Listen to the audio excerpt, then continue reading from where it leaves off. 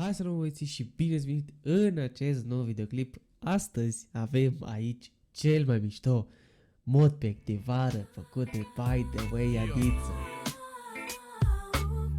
Lil Flipper, my girl Leah. Sunshine, I could call you my baby boy. You could call me your baby girl. Maybe we could spend some time. I can be your sunshine. I could call you my baby boy. You could call me your baby girl. Maybe we could spend some time.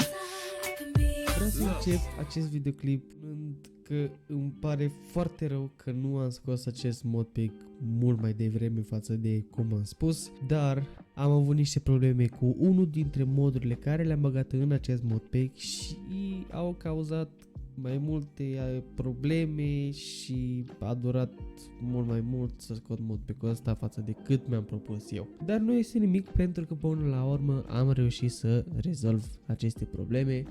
Mulțumită lui Adem, care vreau să-i dau niște credite pentru că este o persoană care știe scripturi și care chiar m-a ajutat. Lui ChatGPT, care m-a ajutat să rezolv unele probleme care avea acel mod și în special vouă, pentru că și voi mi-ați recomandat niște moduri să bag în acest modpack.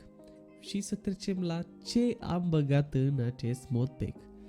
Vreau să încep cu cireașa de pe tort, cum avem și cireașa în HUD, dar asta o să explic puțin mai târziu.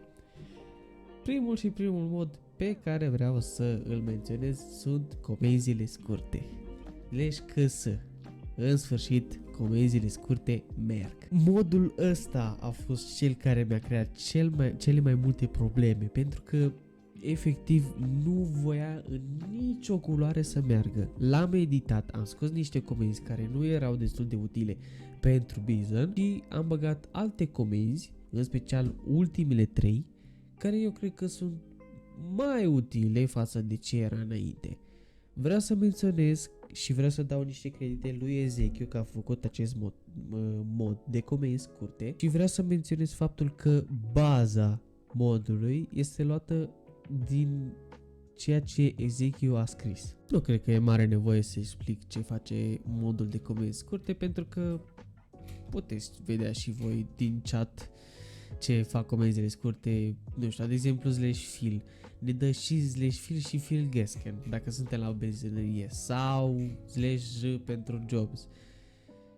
Ultimele 3 comenzi le-am băgat pentru că, nu știu, pentru Bison eu cred că sunt mult mai utile față de cum era înainte /number. Nu mai există pe Bison /number, așa că le-am scos și am băgat Live Mission, care, poate unii fac o misiune sau, nu știu, efectiv sunt într-o misiune și vor să dea live. Ei bine, /lm și scrieți în chat, decât să stați să scrieți Live Mission toată comanda, /lm și ați ieșit din misiune, sau LP, care este pentru Live Paintball.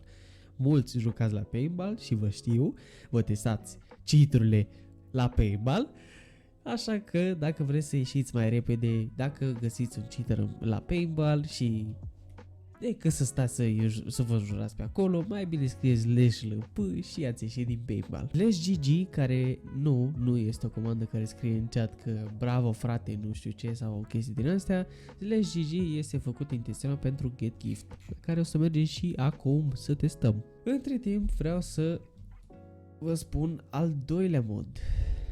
După cum se vede și la ochiul liber, este HUD-ul. Fontul HUD-ului a fost schimbat, culoarea HUD-ului a fost schimbată, adică culoarea banilor a fost schimbată și în special am pus acel fist cu acele cireșe în formă de inimă, care mi se pare efectiv genial fistul ăla. Deci se potrivește la maxim cu tema acestui modpack. Namecaflow, care este un mod unde putem scrie orice vrem. Eu am scris Summer Modpack by the way Adițu pentru că vreau să reprezint acest modpack, dar voi puteți schimba acest scris din fișierul namecaflow.ini, care se află în fișierul Cleo din modpack.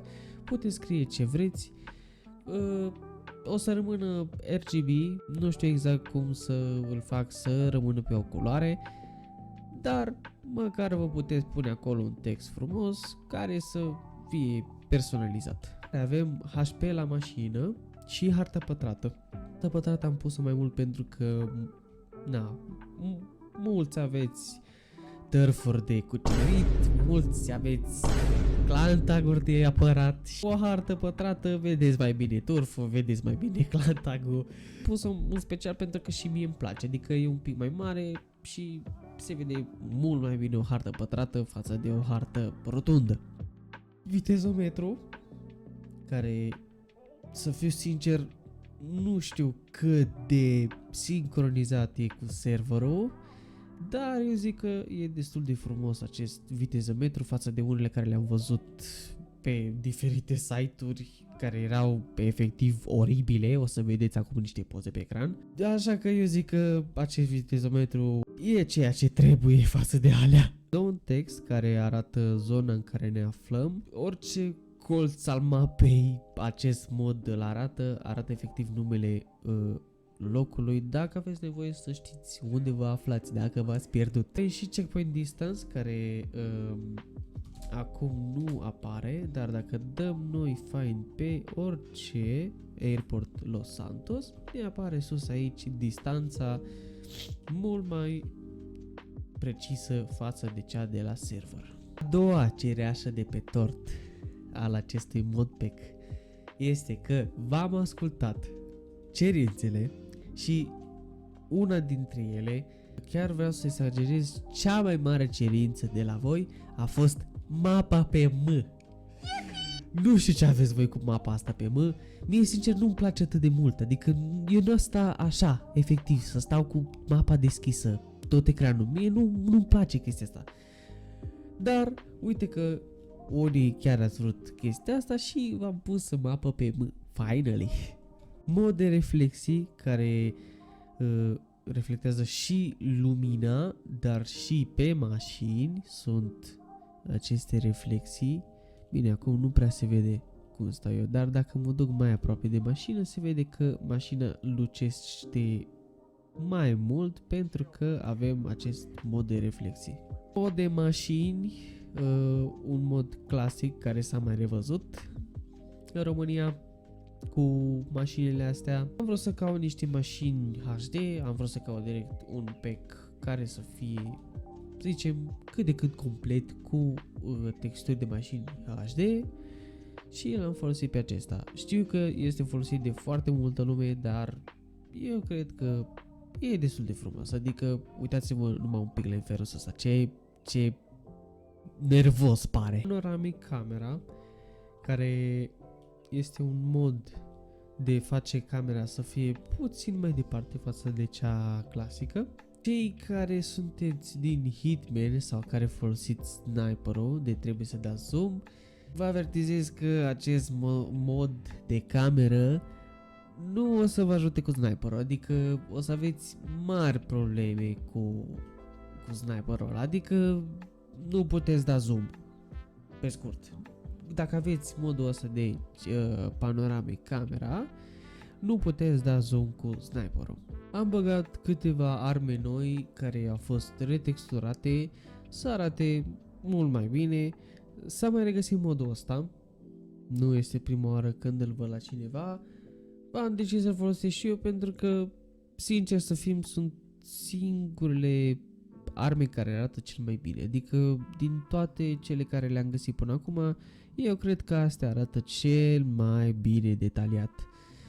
După care avem țintă schimbată, o țintă destul de ușor vizibilă, adică eu sincer o văd foarte bine ținta asta în orice condiție, de lumină, de umbre, de orice, pe orice pun ținta, eu sincer chiar o văd ținta asta. Și avem și efecte de gloanțe. Dacă noi tragem, se creează acest efect în stil Matrix, ceea ce face jocul să pară, să zicem, mai realistic, mai frumos și totodată și mai diferit față de jocul clasic. Am băgat și sunete, după cum se aude, cum mergem, cum tragem cu arma.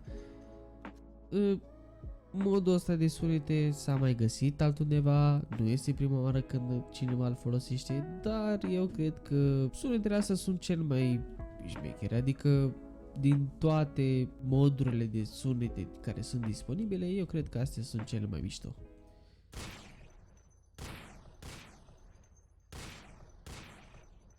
Am băgat și skin-uri HD, deci putem spune adio skin-uri pătrățase și bun venit acestor skin-uri mult mai detaliate, adică uitați-vă și voi ce șmecher arată skin-ul ăsta al meu. Un mod foarte util pentru acest modpack să îl facă să arate mult mai frumos este modul de culori, color mod. Foarte simplu, dacă vrem să edităm, nu știu, parcă aș vrea să fie mai aprins, parcă aș vrea să fie mult mai închis, parcă vreau să schimb gama, vreau să schimb darkness, vreau să schimb, nu știu, să-l facem mai diferit. Tot ce trebuie să facem este să scriem doar color mod și ni se deschide acest prompt la care noi putem schimba efectiv orice, de la chroma să îl facem să pară mai colorat, mai saturat sau alb-negru, la darkness, l-am dat prea tare, la darkness să fie mai aprins, să fie mai închis, cum vrem noi, chroma, power-ul de la lumini, adică da, acum se vede un pic pixelat pentru că power-ul este destul de mare, deci îl face să arate mult mai pixelat, dar eu vă sugerez să lăsați destul de low acest power. Dacă vrem să dăm apply la setările astea, adică, nu știu, eu vreau să-l pun mai saturat, așa, da? Bun. Cum dăm save? E bine, ne ducem tu mai jos și avem acolo apply. Apăsăm spacebar și setările rămân salvate și de fiecare dată când intrăm în joc avem aceleași setări, adică modul nu își pierde setările și nu se resetează de fiecare dată când intrăm iar pe joc. Nu în ultimul rând, încă un mod foarte șmecher este set time și set weather. Dacă vrem să fie zi, dăm set time 12. Dacă vrem să fie noapte, dăm set time 23. Și tot așa în continuare. Putem să ne jucăm efectiv cum vrem. Mamă, ce șmecher, am găsit combinația. Și puteți vedea aici o combinație foarte șmecheră de set time și set weather. Adică, uitați-vă numai un pic. Și cu color mod și cu acest set time și set weather. Uitați-vă numai un pic cum arată acest modpack. Deci e demențial de frumos. Dacă găsiți combinații mult mai frumoase față de asta și credeți că merită un credit, v-aș ruga să îmi lăsați pe Discord poze și să îmi scrieți în mesaj ce set time ați folosit și ce set weather ați folosit, ca să știu și eu combinațiile și poate iese ceva mult mai frumos față de ce am reușit să fac eu acum, live, pe video. Deci eu nu știam de combinația asta, efectiv. L-am pus random și s-a întâmplat asta. Cam atât a fost cu acest modpack. Eu sper că vă place atât de mult cum îmi place și mie. Adică eu sincer, de când am început să-l fac și pun acum, numai cu modpack-ul ăsta am jucat. Adică e efectiv genial. Am reușit să scot un modpack care arată demențial de bine, mai ales pentru seasonul curent, adică de vară, suntem în vară, a început vara și acest modpack chiar arată foarte, foarte bine. Ce să mai zic, cam atât cu acest video. Eu am fost Adițu, ciao, ciao.